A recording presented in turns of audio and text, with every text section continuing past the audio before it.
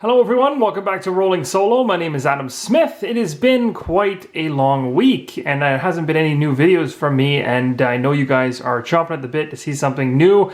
So I'm going to show you Fireteam Zero. I want to show you the setup, the solo setup for this game. So in this video, the purpose is going to be to get the game to the table in the shortest amount of time without any rules explanations, just showing you how to get the first mission set up. So we're going to do that starting off with the very first step of this. So the first thing I want to mention before we even get into that is I just want to say a huge thank you to everybody following along so far. The growth of the channel has been substantial. Even when I was away, it was amazing. Guys, we're almost cresting 3,000 subscribers, which is ridiculous. And it's amazing to see the community come together, band together, and enjoying solo games as much as they are to this point. I'm really happy that everybody is a part of it, and I'm hoping that my content continues to provide you with useful information and choices as to whether or not you want to purchase certain games or not purchase certain games. So this is one of those games that I want to cover, and I'm really excited for this one personally. One thing I want to mention about this game is there are 2 books actually for this game, which is a little different because most board games don't have background novels to them unless you're talking about like Lord of the Rings or Star Wars or something along those lines. So it's really cool to see a game that has like a story behind it and stuff like that built into it, especially when this is a kind of like a World War II themed horror squad tactics type game. So the 2 books in question, one is called Bad Radio and the other one's called Liar's Harvest. They're both on Amazon, I believe, and I've already picked up both because for a certain period of time, I believe the designers, now I wasn't able to tell you guys this in advance, but I think about a week or 2 ago during the Kickstarter, they actually had them out there for free, so I swiped them both up and I've been reading them in order to get a better understanding of the characters, and literally the individuals you choose in this game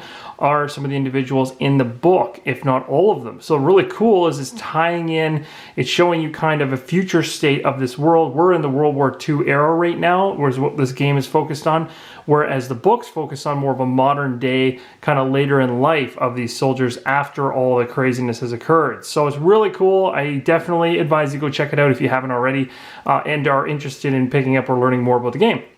So let's get right into the setup. There's 9 major steps to Fireteam Zero, and the very first one is deciding what mission you're going to go on. So obviously you're going to head to your mission briefing book. So Division Zero, sensitive compartmented information, some clearance is required. We're going to go ahead and flip this open. The very first one that you're going to see here is called Operation Typhoon's Children. Now, for now, in this video, we're not going to read the operational briefing or the river crossing text because we're going to focus just mainly on setting up the board itself. That's what we're going to do in this one, and that's really the main focus.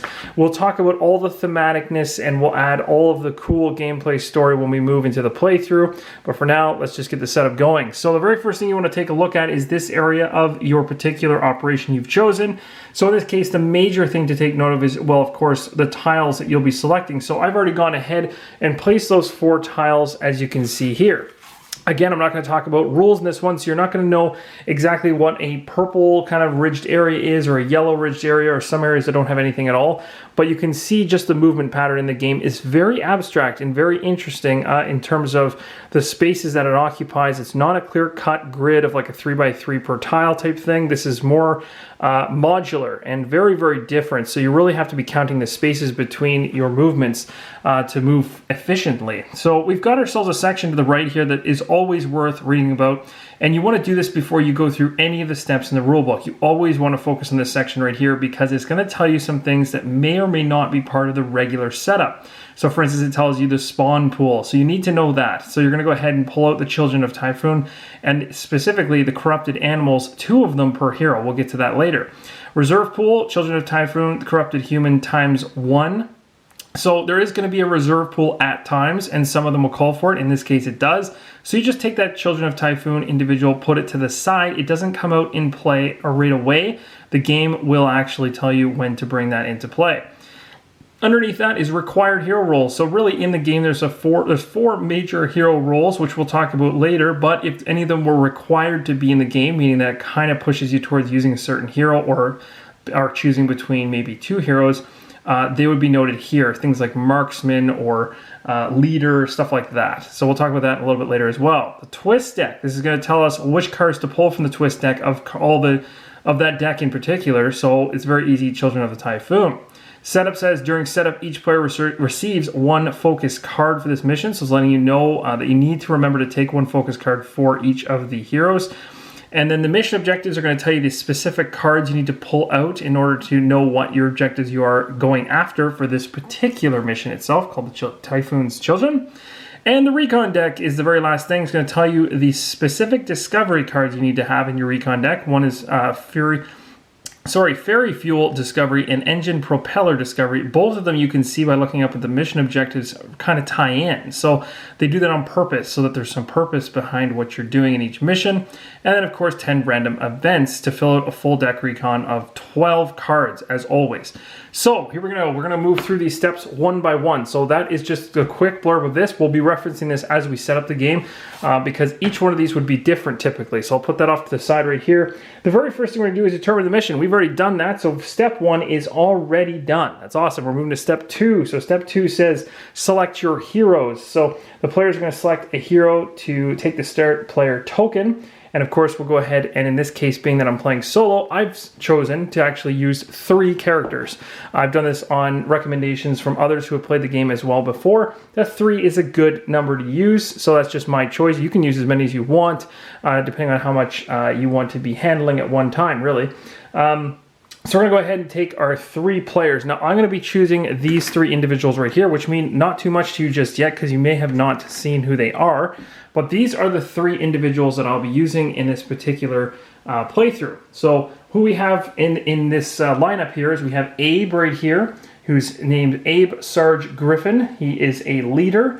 We're going to have a guy named Don Sunny Himmel, and he is a grenadier, or better known as a demolitions and combat medic. And then we're going to have a marksman, someone who can take shots long distance. So we have a nice kind of, I guess we have a nice overall team kind of squad built there so we can handle things close up, handle things that we need explosions for or big hits, as well as picking things off from a distance. And this guy's name is Frank Twopenny Eaton. So these are the 3 characters I've chosen to use. So I'm just going to put them off the side of the board because we haven't actually set up the board just yet. We'll just go 1, 2, 3 for now. This is going to turn to a mess, but I'll try to do this as cleanly as possible. All right, so we've got those guys there. That's great. The next thing we're going to do really quick is we're going to grab the cards for these individuals. So we're going to go ahead and take, we'll take that first player token, I guess, for now. We'll put it on Abe just to make life easy. So Abe will be the first player to go. We're going to go ahead and take Abe's deck here. So every single character has a deck. Now you'll notice that I've got them split into 2 here. The reason is really all this could be put together. This is how all the green cards basically in general are all your action cards for your particular individual. And you'll notice it'll denote what type of role the particular individual is in the squad. So in this case, Abe is a leader, so I need to take all of the leader cards. The reason I have these 2 decks separated is because you'll notice on this side, all of these cards do not have a symbol right in the middle breaking up this line going through, whereas on these ones they do. These are upgraded cards, and unless the game specifies that you're allowed to put more of these into your deck, you don't get these when you're first starting the game. So any of these cards that correlate to the role you've chosen, you can just put them in a deck to the side. You're not going to be able to bring them into the first game that you play. I'm just bringing them out just so you can see what they look like. So this would be essentially Abe's deck, and it's going to consist of a whole bunch of cards, different colors, reactions, and everything else, but nothing that has a circle kind of star in the middle there, denoting that it's kind of a more upgraded version. So we're going to take these leader cards, you're going to shuffle them, and you'll just place them next to your character. And of course, on top of that, you're also going to grab your character's card, which just lets you know more about him himself. It's going to tell me his role, that he's a leader, which helps you grab the right deck, like I just said. Preferred weapon tells you what weapon he prefers to use, pretty straightforward. And his tactical abilities, regroup, and moment of clarity. So we'll take those, put them aside. You're doing the exact same thing for all 3, so I'm not going to go through talking about what that actually entails because we kind of already covered it, except just to show you, again, with the 2 decks, when you get this game, you'll see, like I mentioned with Abe, that this is all one deck for demolition. So you'd get a huge green deck full of demolition. I've gone through it, like I said before, and I've already taken out all the ones with the stars in the middle. So these cards are not going to be in play for the first because I don't get access to them. I only get access to the ones that do not have that star. So we'll put his deck right here, and we'll also take Don Sunny Himmel and take his card, and you can see the role, the preferred weapon, and tactical abilities right there. And we'll put that right next to him as well. Now we're going to come over here and grab our 3rd individual. So this is going to be Frank 2-penny eaten. So we've got another same situation as before, but again, remembering that the deck is changing based on the roll. So if you're confused as to what to take, always focus on that roll. This guy's a marksman, so I got 2 decks. Of course, the deck that I already split out is the one that has the upgraded action cards that I can't use, so I'll put those off to the side. So we've got this guy here. He's going to be placed right next to his character, and we'll take all his cards. And of course, before the game starts, we'll be shuffling this because this is going to be the hands of our 3 individuals we're playing. Now, we also don't want to forget about specialists. There's these guys called specialist figures that show up in the game, are going to help us out. So we have 2 of them. These guys right here. For now, we're just going to place them to the side because they're not too important. They're more like buffs for your team, and there's some rules incorporated into how they work, which we'll talk about in the rules overview video. But of course, you want to go ahead and grab your 2 individual cards that correlate to each individual. So you have Patrick over here, and then we have Henry over here. They both have 2 different roles. One's a lore specialist, the other's a psychic specialist. They have different abilities, and the really important part on the bottom is if you're within range 1, they give you special abilities as you go along, which is really cool. So this is another reason why you want to keep them alive, and if you don't protect them, they can hurt you in the end of the game. So we'll put those to the side for now. That is it for the heroes in terms of at least getting their cards or action cards and everything else. The focus cards would be next. So you're going to find a deck of green focus cards. And I don't have these ones placed out just yet in terms of a small deck, but basically it'll be a whole bunch of these cards. And just like the other ones we talked about in terms of the action cards, like these green ones here, each one has a signifying word that actually lets you know which role it pertains to. Now you're only seeing 3 cards here. That's because I went ahead before this video started and chose the 3 that I'm going to bring into this particular Typhoon's Children play session. There is obviously a deck of these where you can actually go ahead and go through it. There'll be multiple leader ones, multiple demolition, and multiple marksman, and you can go through and figure out which focus card you want. They each have different abilities that are going to basically enhance and change the way your character can play during that particular playthrough. The reason I'm even taking one in the first place is if you don't remember, I mentioned this earlier, during setup, each player receives 1 focus card. So that's where these are coming from. And of course, you just take them straight from a deck that's called the focus deck. Pretty straightforward. So, and you'll even say focus around the back in case you're not sure. So of course, marksman. So my marksman is going to be Frank 2-penny Eaton. So I'm just going to drop this like this. We're going to have the combat medic demolition gun, which is Dawn. Take this individual one. And then so opportunity fire is this one. We have combat medic right here. And sorry about the glare there. And then opportunity fire. We also have Overwatch. And this one's going to go on Abe. There we go. Perfect. So we've got all those guys settled and away, so that's good. Now we're going to go ahead and we've covered this is step 3 where we've equipped the heroes and all that kind of stuff, so that's great news. Next we can prepare the game boards. This is the exciting part. So I'm just going to shuffle over just a little bit. We're going to grab the tokens. So the very first thing you're going to do is prepare the game board by grabbing the 12 spawn tokens. So there's a whole bunch of tokens, and the game doesn't specify which side exactly you're supposed to be using, but I prefer to use the gray side first, and then as we hit them and search them and stuff like that, that we're able to flip them over, and it just shows that we've kind of, lit the torch and searched that area kind of thing. Although I've seen other people play it and leave the torch side up to start and then flip it down to the gray side. Whatever you want to do that way, I don't think it's going to break the game. It's just a preference on my side. So we're going to have 12 of these right here. The crazy thing about this is it's completely random. So you don't have to you really don't even have to shuffle these. You could just split them a couple times and then put them out. Because at the end of the day, how you put these and where you put them doesn't matter, except they have to land on these little red icons right here, but the numbering in terms of where they go doesn't matter because rolling is how the monsters spawn. So you'll see how that works in a second. So 12, we'll put 12 right up here, right beside me. We'll put 10 right here. So you're covering up every single red icon on the board until you're finished. And that's pretty much that. You're just gonna go ahead and keep dropping icons everywhere. These little tile pieces. And I should say they're called spawn tokens, not tile pieces.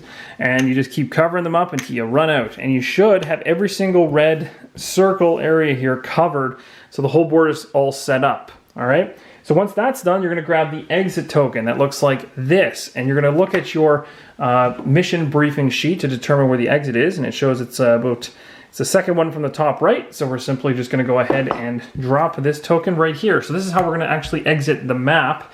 So that's good to know. And then, of course, if there's Anything to do with power tokens, I don't have them out right now because this first Typhoon's Children mission does not require it. But there's these Typhoon tokens that kind of look like a ninja star, and basically they really come into play when you're fighting against boss monsters. But we don't have any in this particular first mission, but we're definitely going to see them as we go along. So later on they'll come into play, but for this setup video we can skip it. Fifth step is to prepare the threat track. So the threat track is this guy right here. We're going to go ahead and put this right on the board. Not on the board literally, but I'll just put it here so you can see it. So we've got the first twist, second twist, third twist, and final twist. This is the cool part of the game where basically you're going to have kind of a Shadows of Brimstone-esque, but not really kind of tracker there going along. And as you hit these major areas right here, you're going to flip twist cards that are going to cause nasty things to happen to you to make your journey even more of a struggle. So we're going to put this off to the side and leave it just like that. Now the next thing you're going to do, of course, is grab the token that associates itself with that particular threat track, and we'll start it at 1 because that just makes sense. And then after that, we're going to go ahead into the twist deck. Now the twist deck is this big. It's quite large actually, but you'll notice that every single mission, just very similar to the focus deck with the green cards, has, actually there's the green cards, there's a focus deck right there. You'll notice that it has the actual labeling of your particular mission on that particular twist card. So you find all the ones that correlate to the mission you're playing. In this case, I've already split them out. All of these are Children of the Typhoon. So you put them all together. There should be 8 total, I believe, for each one. And then essentially you just shuffle this deck a couple times and place it next to your threat track, and as you go along and have to pull for each twist, you're going to pull from this deck, and you'll realize by pulling 4 particular twists, you're never going to see the same correlation twice necessarily because you've got 8 cards. You may not even see certain ones until you replay it multiple times. So you can't always prepare in advance to know what those twists are. That's why they're called twists. They're there to mess with you. That's going to be kind of a fun element of the game. Next up, after you prepared the threat track, you're going to gather your intel. So it's going to be your monster reference cards as well as your objective cards. So you've got your monster reference cards like this. So Corrupted Animal, this is the individual that it told me to pull out based on the spawn pool. However, in the next video, or maybe in the future one, I'll show you the Children of the Typhoon as well. But essentially you'd find both of those reference cards, and there's one for each. We can actually do that right now. You just flip over the other one here, and oh, there it is, Corrupted Human. Perfect. So we know that we need these two just for reference later on. The rest can go back to the box and are not needed whatsoever. So we'll just take those 2 guys, and for now, I think reference-wise, maybe it makes sense to actually put them over near the threat deck. So I'll move the twist cards up here, and then I'll put these Corrupted Human and the Corrupted Animal on the far corners over here, all right? So we got those set. That's good to go. And next is the objective cards. So you're going to get a deck of objective cards. They're blue. On the back side of these objective cards, it says objective. So you're not going to have a hard time finding this stuff once you categorize it all. And even when you open up the packaging, it's already sectioned off easily for you. The next thing you do with objective cards is you again reference your mission briefing, and you'll see the objective says, repair the ferry and acquire specimen samples. Very easy. So you just go take a look through your objectives to find those 2. So I've already put them up top. But you'll see as you play through the other encounters, they're all named up top. You find the ones that match the particular one you're playing, and you pull them out for reference.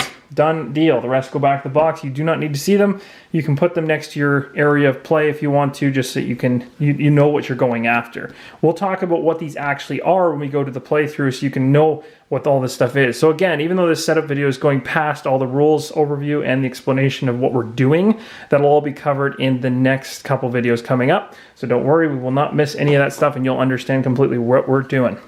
Okay, so we've done the objectives. That's great. Next up is the preparing of the lucky coin, a very important coin, which we'll talk about in the future, but a very nice weighted coin comes with this game. You always make sure it's face side up to start, and just put it anywhere near your characters. It's just for reference, but has an extremely important win and lose type condition and some mechanics going on with it. So we'll talk about that in the rules overview for sure. So that's the prepare lucky coin step. Next step is placing the monsters. This is actually kind of fun. So really what you do is you just essentially take a quick look at the operation mission briefing again. It'll tell you right there, the spawn pool has Children of Typhoon, Corrupted Animals, 2 per hero. There you go, simple. So basically we're going to have 2 per hero, which is going to be 6 because we have 3 heroes.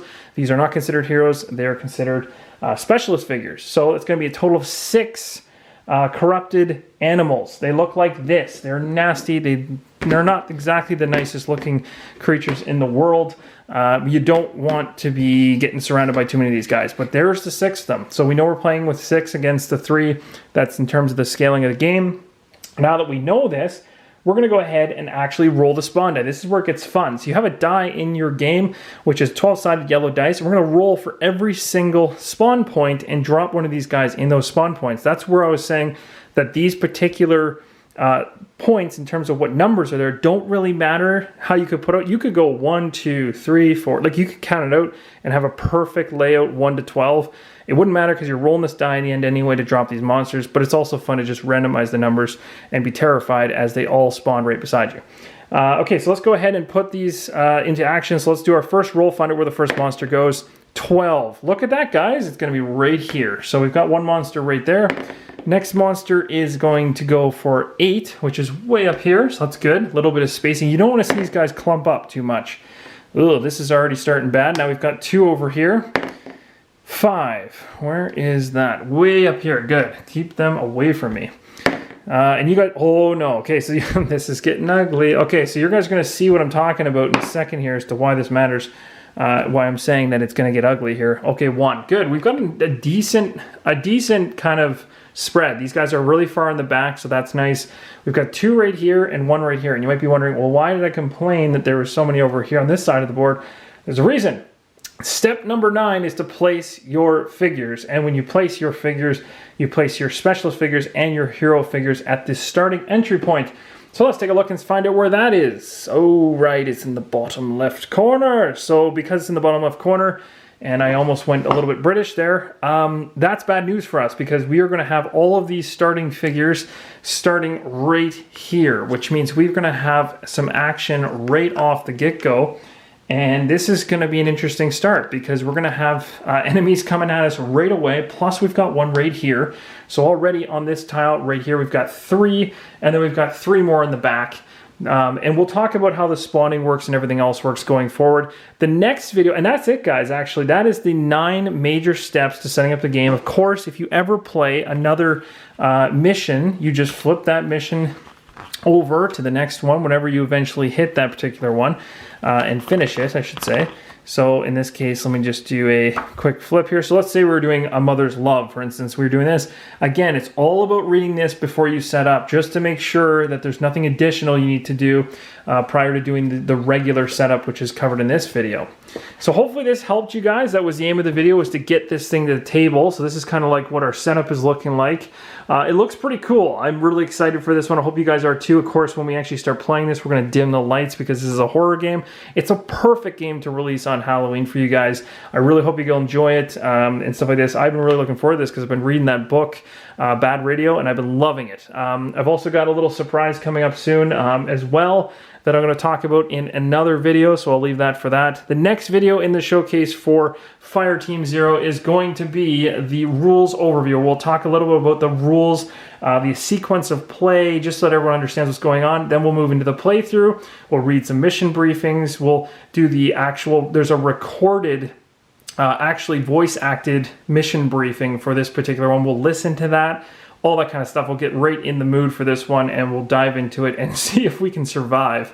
But I thankfully have rolled amazingly and put some serious enemies on our doorstep, so that's really fun. All right, guys, well, I hope you've enjoyed the setup to this point. I will see you in the next episode of Fireteam Zero. And thanks again for watching, and as always, keep on rolling solo.